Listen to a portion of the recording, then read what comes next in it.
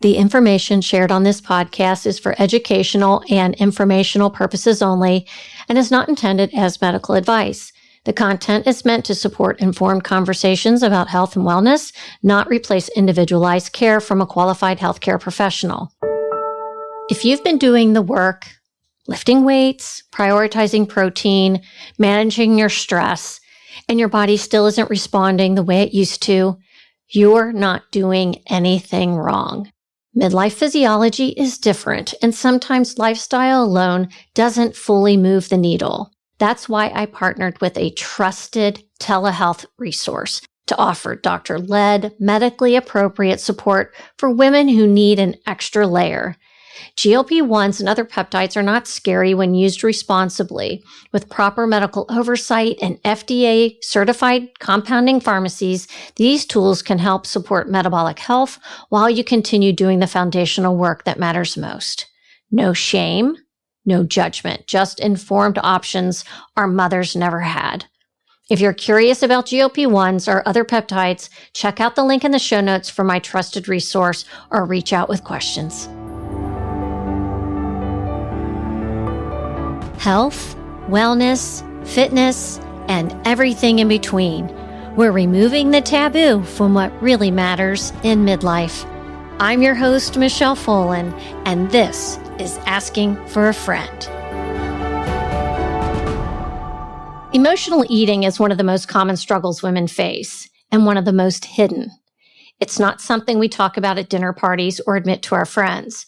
It happens quietly, often behind closed doors, layered with shame, self-blame, and the belief that I should have this figured out by now. For many women, midlife is when emotional eating really starts to take its toll. Hormonal shifts, chronic stress, caregiving, identity changes, loneliness, and exhaustion all collide. Right at the same time, our old coping strategies stop working. Food becomes comfort, relief, distraction, or escape. And then comes the guilt, and the cycle repeats. This isn't about willpower. It's not about a lack of discipline. It's certainly not about being bad with food. Emotional eating is often a signal, one that something deeper is asking to be seen, healed, and supported. That's why today's conversation is so important.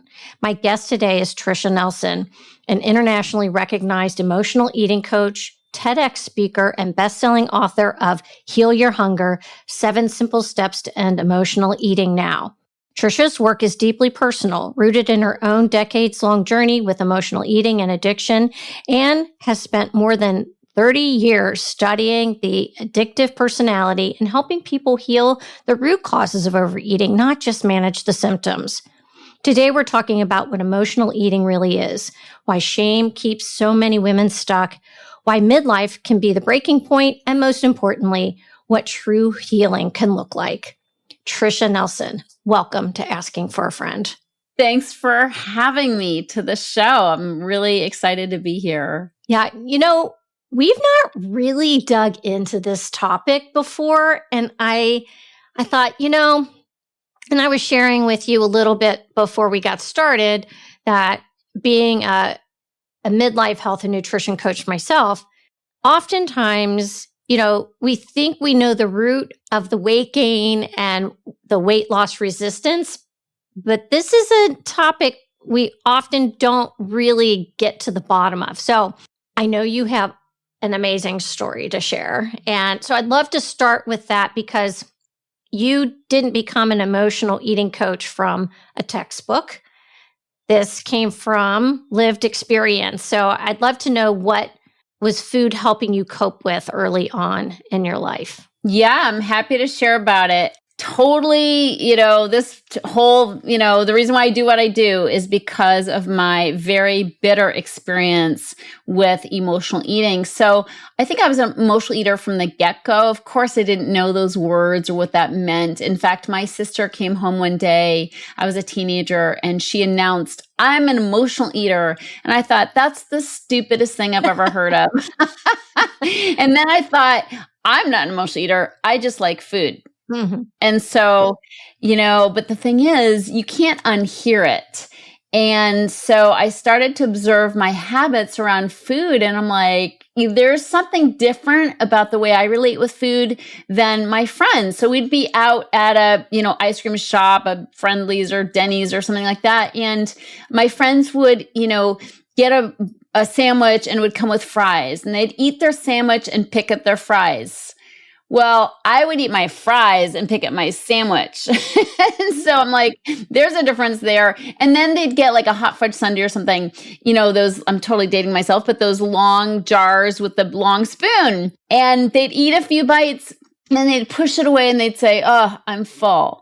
And I'd be like, wait a minute, full? What does that have to do with anything? Like, there's fudge in that container. So again, I started to observe I'm a little bit different from my friends. Like, they don't do what I do, or at least they don't seem to. And so, that awareness around my relationship with food, it's not just that I like food. I mean, definitely I do like food, never won't like food, but it was definitely a bigger draw for me. Like, I get so excited to go out to dinner.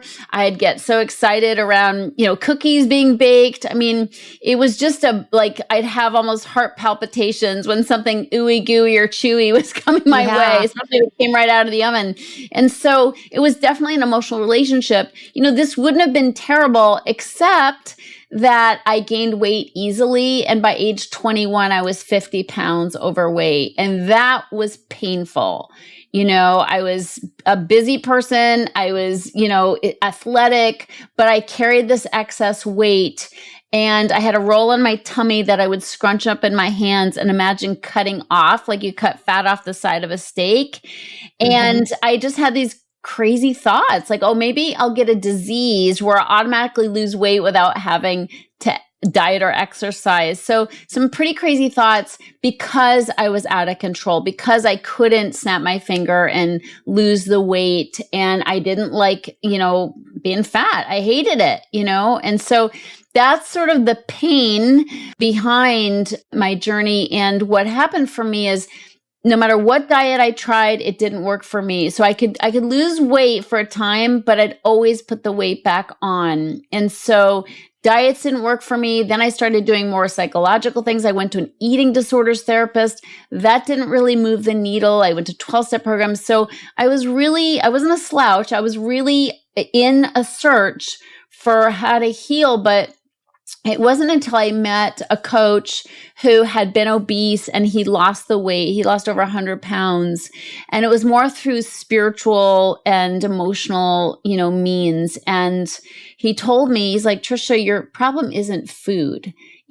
That's a symptom. Like, overweight is a symptom of overeating. Overeating is a symptom of what's eating you. Let's go there." And that made all the difference for me. And then we worked together to help others. And then eventually I founded my company, Heal Your Hunger. And I codified everything he and I did together to help people. And it's been online for about 8 years, my process and my courses. All right. This is great stuff. Right. But I want to back up a little bit. Okay. So your sister identifies herself as an emotional eater. Did she have the same struggles you had through adolescence and early adulthood? She did. She was, we were both obese. We both had that physical, propensity to gain weight very easily.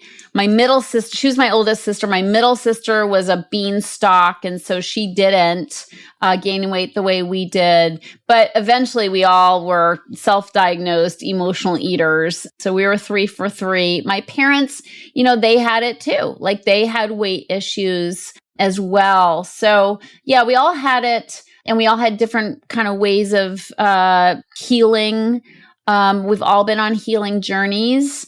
What worked for them didn't work for me. That's how I ended up in my journey. You said that you attended Amherst College and then worked at a Seattle Art Museum, or at the Seattle Art Museum. Yep. So you didn't take this straight line into coaching. You had other jobs along the way. Did you ever pinpoint what was missing in your life at that stage? So I think the misconception around emotional eating, a lot of times people are like, oh, I'm an emotional eater. I have to get to the underlying causes. Let me go to therapy. Like, let me go to therapy and figure it out.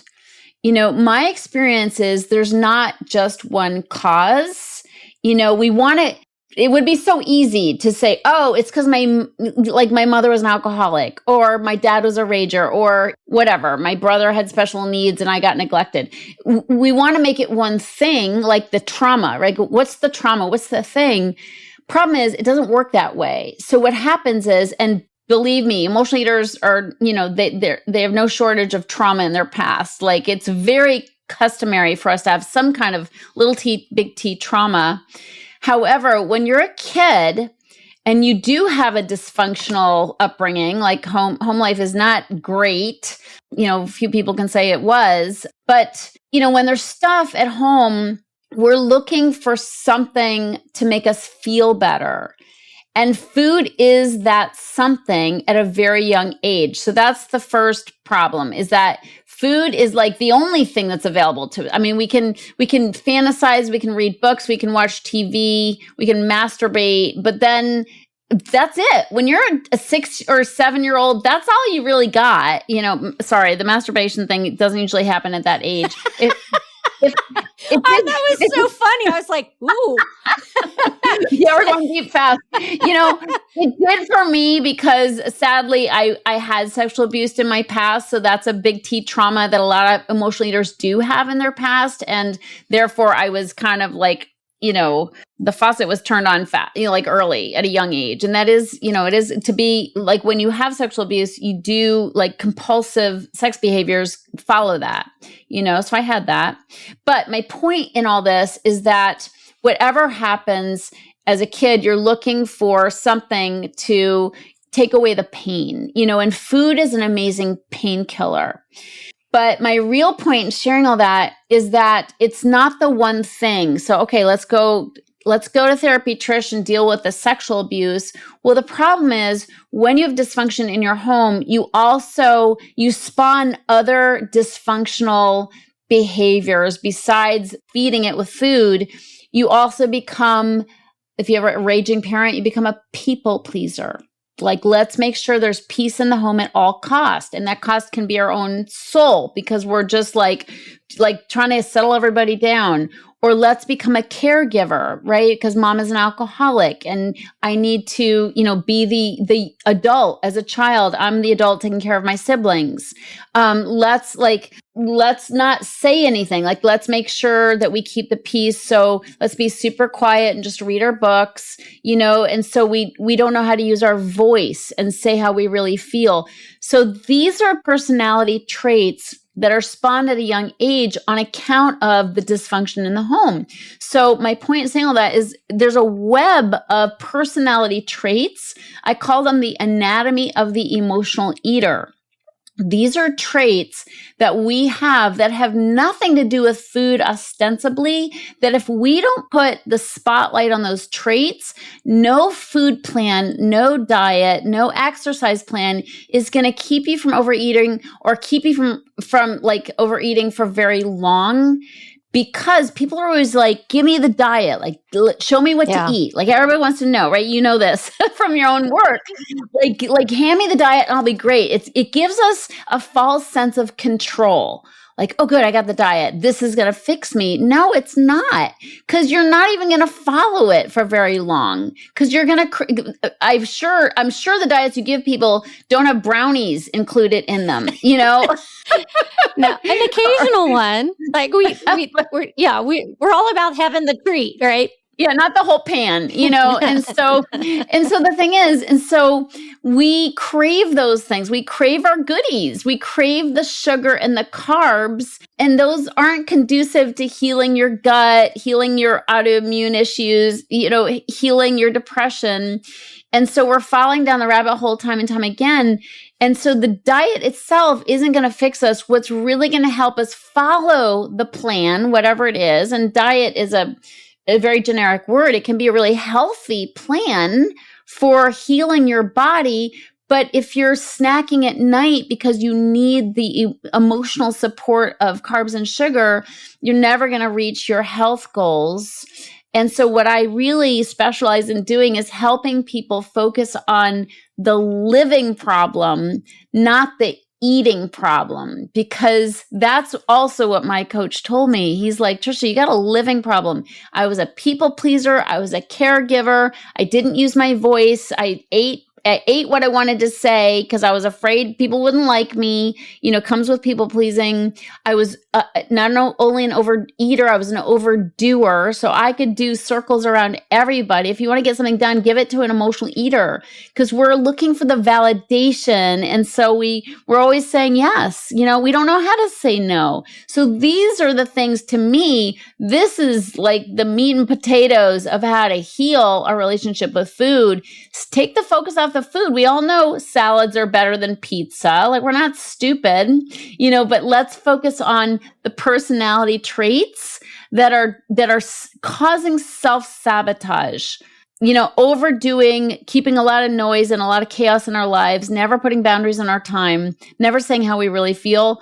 That's the real problem. I love this. This is so good. This is really... It is good. It's really good stuff. And Tricia, we're going to take a quick break, and when we come back, I want to touch briefly on your journey with alcohol.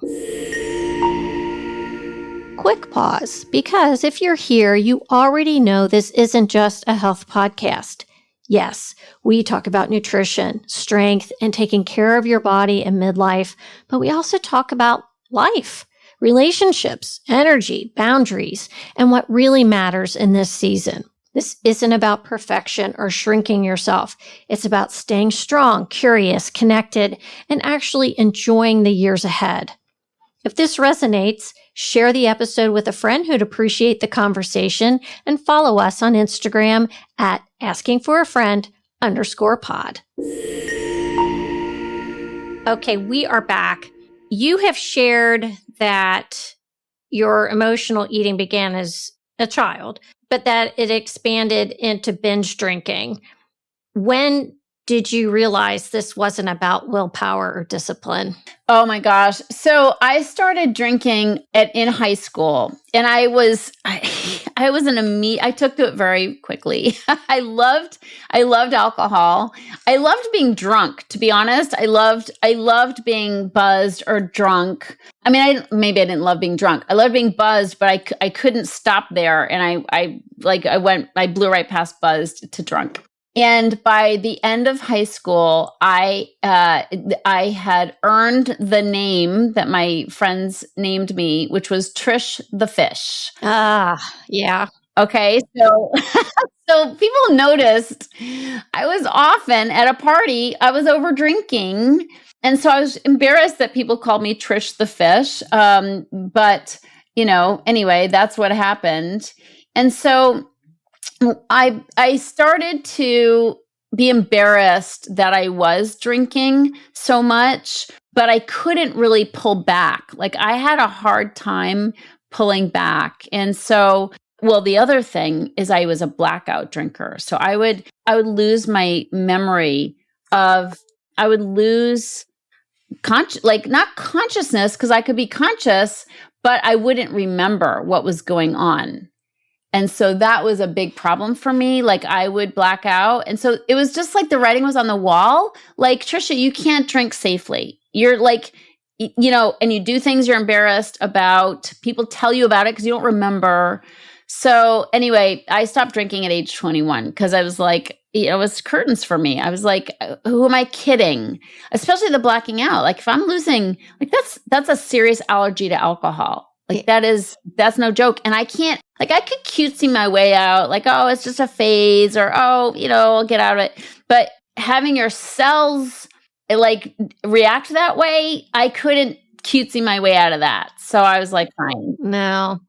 First of all, I'm very proud of you that at 21, you gave that up, because that's in the prime of young partying culture. You were finally of age.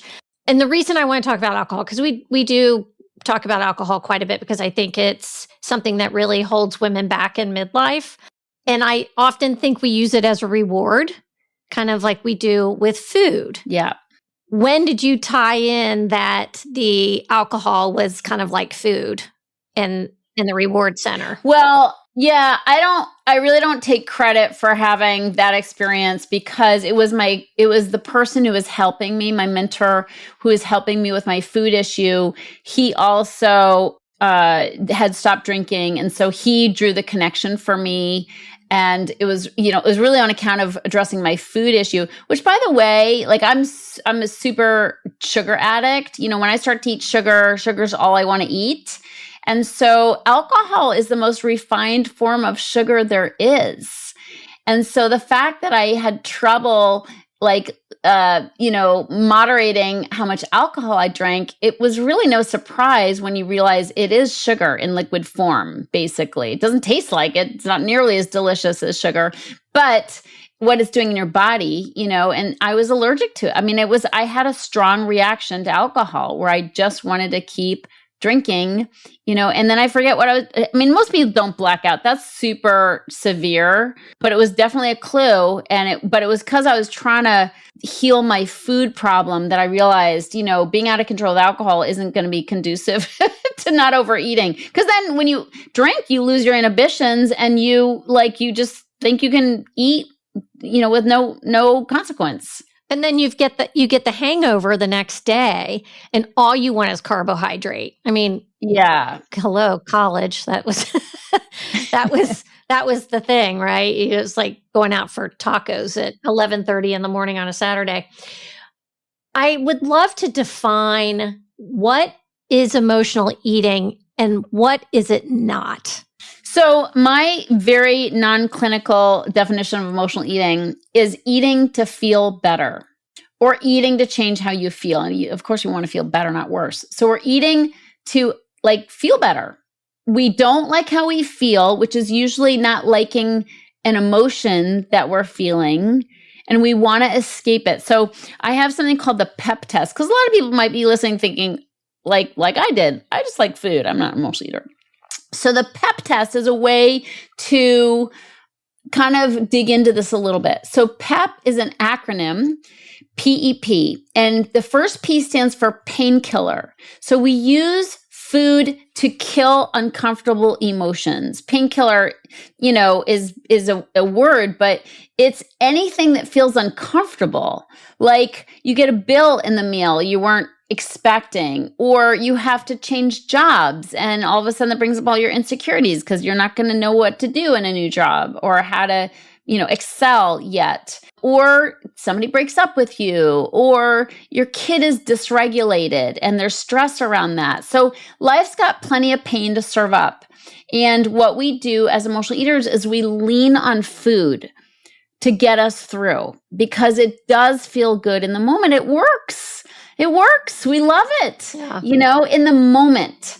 And then we have to pay the price after. We are hungover. Talk about hangover, sugar and carb binging, will create a hangover as well. So we eat to feel better and then we feel worse. So that's the first P in PEP. The E stands for escape, which means my experience is overeaters were also overthinkers. And it's one of the traits of the anatomy of the emotional eater, which is, there's 24 traits that I've named in my book, but in the anatomy of the emotional eater, having a racing mind is part and parcel with being an emotional eater. Like we overthink everything. What does she mean by that? Why did he look at me that way? Why didn't I get an invitation? They must hate me. It's like we exhaust ourselves with our racing mind, our overthinking everything, and so we eat to shut down our mind. We eat because most of the things we overthink on are negative. Like we're thinking worst case scenario all the time. I call it awfulizing, and so when we awfulize, it's like it's a terrible place to be in your mind. And so we get our favorite binge foods and we sit in front of our favorite bingeable TV show. And it's like relief from our brains. And so we use food as an escape. And the third letter in PEP, P, stands for punishment, which seems counterintuitive because, like you said, with alcohol, it's also true with food. We use food to reward ourselves after a long day, after a hard week, after doing something really, big. We're like, oh, I deserve this. I deserve this. So we're always going to get our reward in eating. But I say, if you lose control and then you go overboard, do you feel rewarded? Not really. You feel kind of beat up. Yeah. Sugar and carbs beat you up. I mean, they did me because I went overboard. I was stuffed. I felt sick. I didn't want to hang out with girlfriends or go to brunch with the girls afterwards. And the next day, I do sheet therapy, pull the covers up over my head. And so that is not a reward. That's a punishment. Why am I punishing myself? What's that about? So I use PEP as a way for people to start, again, like I did originally, start observing our eating and asking some questions like, what's going on? Like, why are you looking in the refrigerator when you're not hungry? What's going on? Are you feeling uncomfortable about something? Is your mind racing about something that you're worried about? Are you kind of awfulizing? Or are you feeling guilty? Because we do punish ourselves because overeaters are overfeelers and we feel guilty about everything. So we literally, even though food is a reward going in, when it's a punishment on the backside, we have to think, am I trying to beat myself up? Like, I'm doing this to myself. Nobody's forcing me to eat. So why would I beat up my body this way? And that just gets us asking some deeper questions that I think we need to ask if we're going to get out of this eating loop. Does emotional eating fall under the umbrella of disordered eating, or is it something different? Yes, I like the term disordered eating. I mean, emotional eating, when you're a binge eater, is technically eating disorder.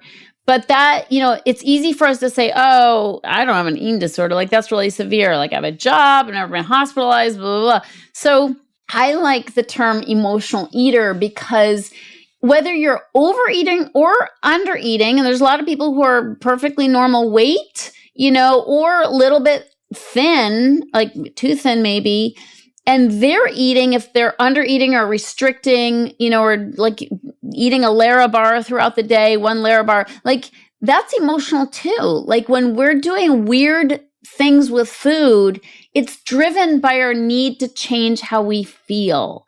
So back to emotional eating, we eat to feel better or we eat to change how we feel. And that's overeating, undereating, restricting, over exercising because of what we ate. It's all disordered eating. Yes. I just find emotional eating to be a pretty apt name, which is it's driven by something going on inside. And you might not, it's not like you're like, where's the chocolate? I need to emotionally eat. No, you're like, I love chocolate. Give me some of that. Right. So we don't connect it. And hopefully by people listening, maybe people will start to connect it. And then one last question on the disordered eating piece of this. So if you were, 21 years old and you were binging, did you ever purge? I tried and it didn't work out for me. Thank God. All right. That's a whole nother layer, right? It is. It's a whole nother ride. I do find that a binge eater, anybody who's binging and purging, bulimic, again, it's emotionally driven, but it does take you on a terrible, terrible ride. And that's why I'm grateful I wasn't able to. Like I put my finger down my throat several times because I felt so sick. I wanted to purge and I just couldn't make it happen. And so what happened for me is I just packed on pounds. Everything I ate ended up on my ass. Which was motivating. Sometimes it's really sad when somebody can cover up the effects of their eating with secretive purging, because sometimes the hell can continue longer. The worst thing in our culture is to be fat, and if you aren't fat, sometimes you can keep the secret longer, which is hell. All right. Why do emotional eating patterns often intensify in midlife, especially during menopause or maybe even major life transitions? Yeah. to me, there's 3 reasons why we overeat. Not overeat, but feel compelled to eat.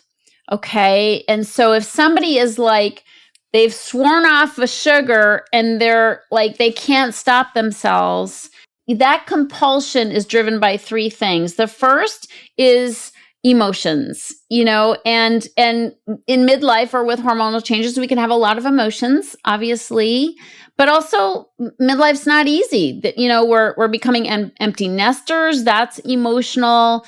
Our relationship might be on the rocks. That's emotional. It's just, there's a lot of things coming at us, and the hormones don't help, right? The hormonal changes don't help. So emotions are one, like we have a lot of emotions going on and we're not finding the proper place to put them. So we're stuffing them with food. Stress is the next thing. Okay. So again, when we tend toward emotional eating, we also tend towards people pleasing.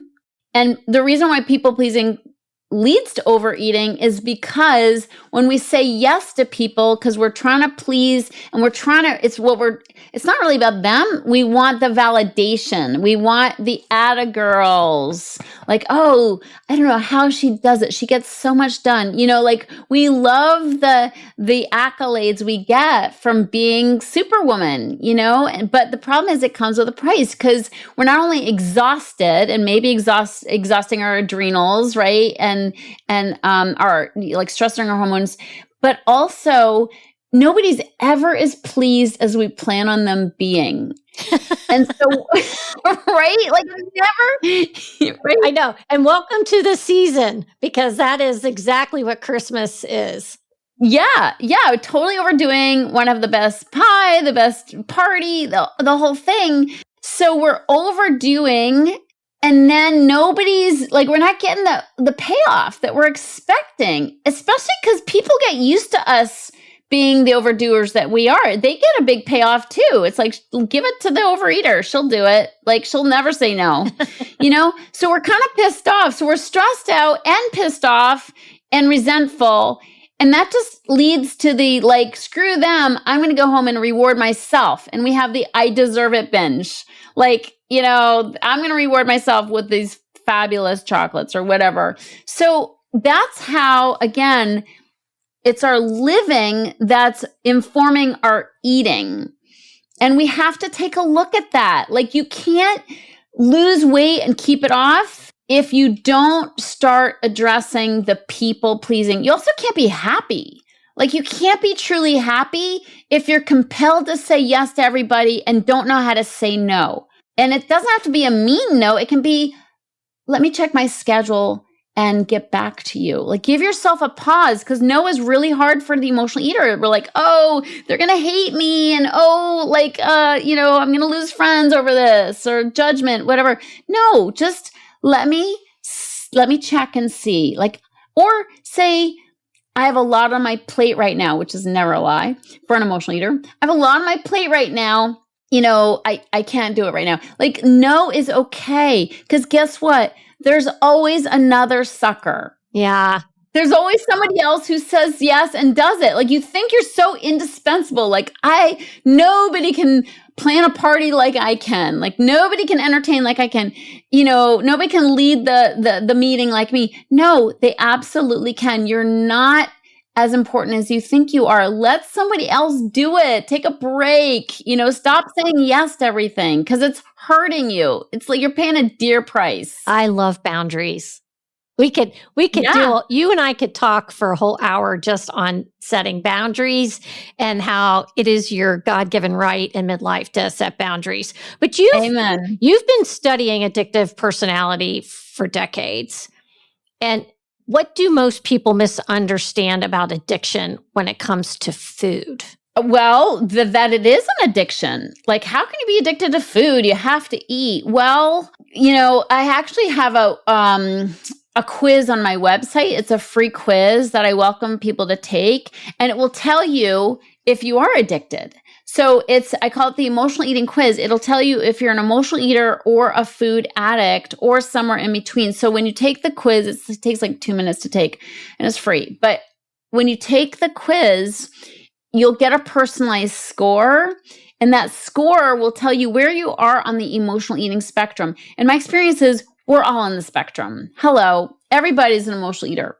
And so point is where you end up on the spectrum is determined by two things primarily. The first thing is the level of control that you have, okay? So when you go on a cruise and you prepay for everything and your head's like, well, I paid for it, I might as well eat it, drink it. So you go overboard, you come home, your pants are tight, you're like 5 pounds heavier, and then you're like, okay, that's it. I'm going to cut out the sweets now. I'm going to jog extra for a couple weeks, an extra 10 miles each week.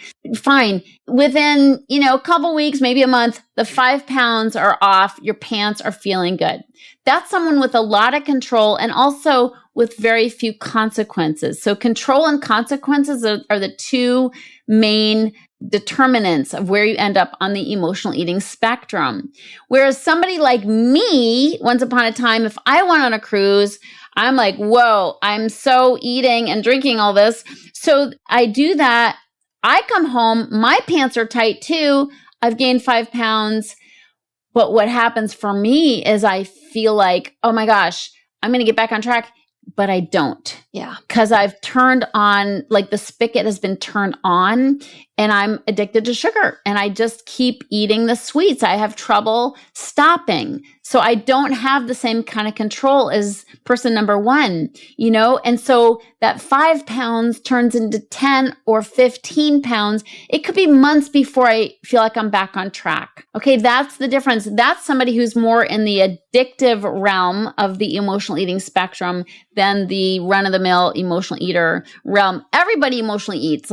Eating feels good. Carbs and sugar feel good in the moment. They they give us a serotonin, hit, a dopamine hit, and so it feels good. It works.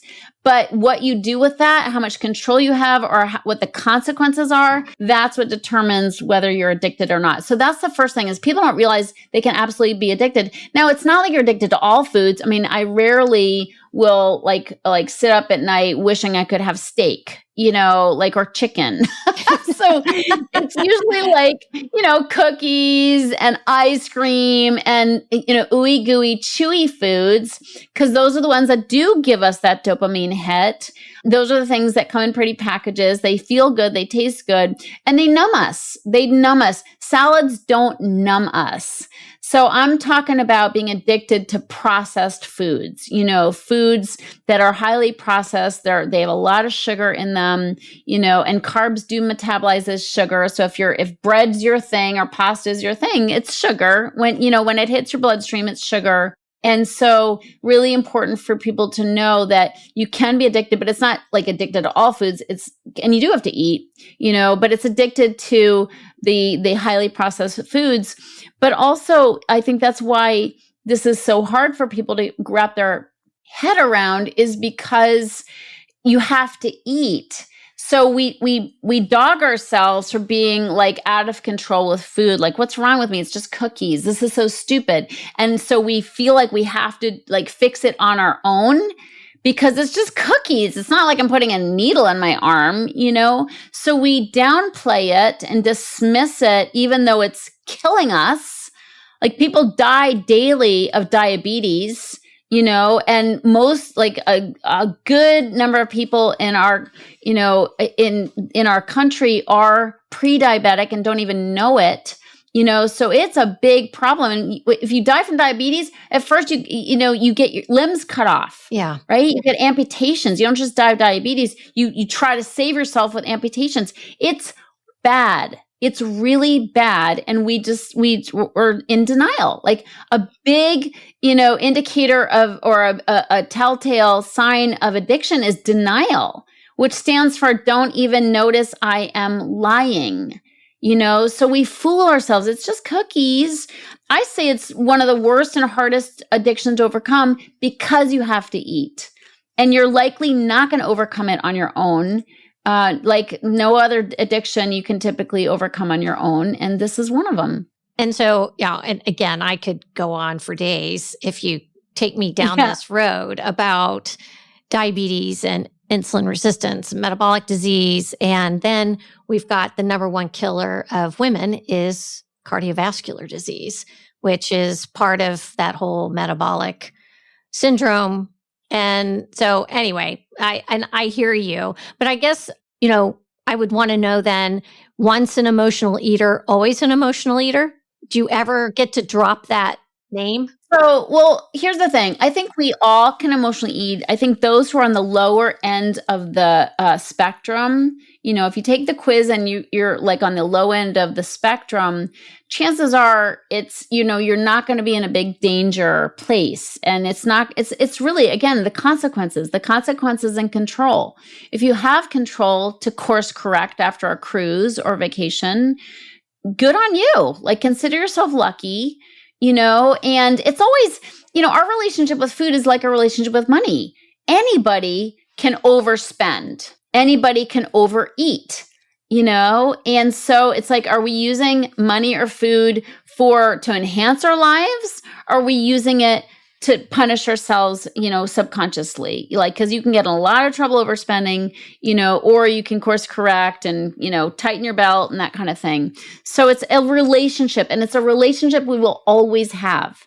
Like, just like money, it's a relationship you can't get away from. You'll always have a relationship with food and with your body, And so I would say, if you have disordered eating, if you're on the high end of the emotional eating spectrum, more on the addiction part of it, you can always fall down the rabbit hole. I don't consider myself cured. I'm freer than I've ever been around food on most days. Like, you look at me and you're like, I'm normal weight. I eat normally. It's like, I don't binge. I'm not drawn to sweets anymore. So I seem normal, but it's only because I'm highly aware. Like, I'm vigilant. And I take my own medicine that I prescribe to my clients. So I prescribe, not literally prescribe, but I have a whole system for people to heal emotional eating. But it's a system that I still do as well. So I didn't get to some point where I'm like, I'm good. No, I have learned from bitter experience, you can fall down the rabbit hole. You can relapse, just like alcoholic with alcohol. You can fall down that rabbit hole by thinking you're cured. And I've done it. So I know it doesn't, it doesn't, fare well, like bode well when you think you're cured and then you start eating all kinds of things that are slippery. Like, there are foods that are slippery for me, and I don't want to ignite that crazy in me, that craving for those things. So there are foods I sidestep, but I don't crave them anymore because of the emotional work that I do and the work on my stress. Remember, I said, I didn't even finish that. I said emotions, stress, and habit. These are the three things that create that compulsion. So we have to address the emotions, we have to address the stress, but we also have to create new habits. And that's the part that I do, all three of those things I do on a daily basis. Those are the things that my clients are doing to heal. And so I don't have to eat sweets anymore. They're not calling my name, but that's because I'm addressing my stress and my emotions, and I have new habits of how to deal with life on life's terms. Can you share a client success story that really illustrates what's possible even after decades of struggle? Yes. And most of my women are in midlife. Most of the women I help are in their 50s, 60s, and 70s. I have a few in their 80s and a few in their 30s and 40s. But, most of my women have been dieting for decades, literally, 40, 50 years of roller coaster ride dieting. I have so many cool stories, but Hazel's one person. She was obese, morbidly obese, I think, is the awful term. And she was super unhappy because of it. I mean, it's just, when you walk around with 100 extra pounds in your body, it makes life harder. Yeah. On every possible level, And so she's lost close to 100 pounds through my program. And but she didn't do it through diet. Like, she doesn't diet. So my ladies lose weight without dieting. And some people think that's absolutely impossible. It's really not. We do it like it's what we're doing. It's what I did. It's what I teach. And it's through changing, the way they're living. So she meditates on a daily basis. She journals her feelings. She's in community with other emotional eaters. I do a lot of my program is done in community on Zoom, because we need people who get us, who understand what it's like to feel powerless over a cookie. So she's engaged in the community. And over, I'd say about a year, maybe a year and a half, she's lost close to 100 pounds and she's still losing. And at some point she plateaued. And so she dug into what that was about. And it was fear. Like her body was changing. People's responses to her were changing. And so she had to get underneath that. So I'm really teaching people how to deal with the underlying causes of their emotional eating. Pat is a woman. She's 82, I think. And she came to me about 6 or 7 years ago. She's now a coach in my program. And she came to me thin. She was, a lifetime Weight Watchers person. So she had lost 50 pounds, but she was about to put it back on. Yeah. And this is a problem with people on GLP-1s now is it's like, okay, I lost the weight. What now? What am I going to do now? Am I going to be on medication for the rest of my life? And so Pat came to me not wanting to put those 50 pounds back on. And her life is so different, but it's all through changing the way she's living. She has 3 kids, adult children who have families, and her holidays are different. Like she doesn't run around like a crazy woman, perfectionist trying to make the holidays perfect. That's when she came to me. She just felt crazy, because she was such a perfectionist and had all this pressure on herself. So now her kids each take a night. They cook the meals. She's like, Tricia, sometimes they serve like the holiday dinner on paper plates. And she's like, I would never do that. But she's like, but I let it go. I let it go because I don't want to be a crazy person. I want to, share in the responsibilities, which means I get to let go of how it's done. And so she's adjusted like, okay, we're eating on paper plates. Like that's how we're doing the holidays. And so, but that's big, right? Like, cause it's huge. Yeah, emotional eaters are control freaks. Like we want to, and we create our own stress that way. So much of our stress is self-created by being a perfectionist, by needing it a certain way. So she let go of that. And she's like, I don't have to worry about it. And they put the sweet, yummy, gooey, chewy foods. There's a cupboard assigned for them, so I don't have to look at it. But she's changing how she's doing life. In her relationship of over 50 years of marriage, her relationship with her husband's better than ever. Her relationship with her kids are better than ever. And she swims 3 days a week at the Senior Y. Like she's like so healthy and happy. And she's like, I didn't want to go out continuing to struggle with food. I didn't want to end my life never having figured this part out. So those are a couple stories. Oh, this is great. And, this also tells me, one, that there is hope. You can resolve this and get a handle on it. And it's not too late. If you have someone that's in their 80s and they're just figuring this out now. Yeah.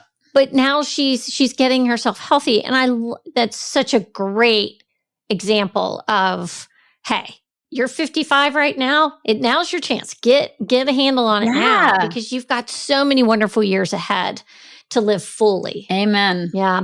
What inspired you to write Heal Your Hunger? And who'd you have in mind when you wrote it? I mean, the book is my work. I mean, I codified what I used to do with my mentor when we helped people in our living room. We used to have people one at a time in our living room. And I'm just like, this is not scalable. We're not helping enough people. And so I codified the work and I put it into a step-by-step process. So it's super clear, step-by-step system. It's not nebulous like mindful eating or intuitive eating. It's like, no, do this, then do this, then do this. And I laid it out in my book called Heal Your Hunger, 7 Simple Steps to End Emotional Eating. And that's what I teach people. The only thing the book doesn't have is the community. I mean, it doesn't go super deep. It's a 120-page book, but it's an easy, fun read because that's cartoons that are kind of funny. But anyway, my program is based on that. And the book can't give you the community. And the community is vital to healing because, our heads are talking smack to us every single day. And if it's just us and our head is going to win. Whereas if you have community of women who are cheering you on and telling you good things, and we're celebrating the wins, it makes it so much easier to treat ourselves with love and respect. That came up at my podcast that is out right now. So it was 12:15 or so when I dropped that podcast. And we talk a lot about the importance of community, whether you are working on your emotional eating or it's your weight loss journey, or you want to learn how to write and publish a book or whatever, having those people around you that are like-minded, that you realize I'm not alone in this. And I'm not strange or weird. There are other people just like me, and they're there to help you as well. Absolutely. So it's invaluable. And we, especially as emotional eaters, we tend to isolate because we're embarrassed and ashamed of our behaviors.